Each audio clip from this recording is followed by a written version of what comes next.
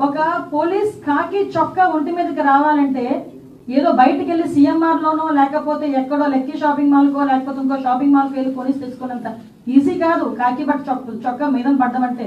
ఆ కాకి చొక్కా పోలీస్ కానిస్టేబుల్ దగ్గర నుంచి ఐపీఎస్ వరకు కాకి చొక్కా ఒంటి మీద పడాలంటే ఎగ్జామ్స్ రాసుకొని రన్నింగ్లు పాస్ అయ్యి వాళ్ళు బాడీ ఫిజికల్ ఫిట్నెస్కి వాళ్ళు పాస్ అయ్యి అదేవిధంగా ఇంటర్వ్యూలకి అటెండ్ అయ్యి కఠోరమైన శ్రమ చేస్తే తప్ప ఆ పోలీస్ చొక్కా ఒంటి మీదకి రాదు, ఆ కాకి చొక్కా ఒంటి మీదకి రాదు. అటువంటి కాకి చొక్కా నేను ఓడదీస్తాడట. అది కూడా ఒక ఎక్స్ సీఎం మాట్లాడే భాష ఏమిటో నాకు ఒక అర్థం కావట్లే. అందులో ఆడవాళ్ళు ఉన్నారు. అనంతపురం ఎస్పీ ఒక లేడీ, అనంతపురం డిఐజీ ఒక లేడీ, అక్కడ చాలా మంది లేడీ పోలీస్ కానిస్టేబుల్స్ ఉన్నారు, లేడీ ఎస్ఐస్ ఉన్నారు. అలాంటి వాళ్ళ గురించి బట్టలు ఊడదీస్తాం అలాగే ఇలాగా మాట్లాడుతూ ఉంటే సిగ్గనిపించట్లేదా?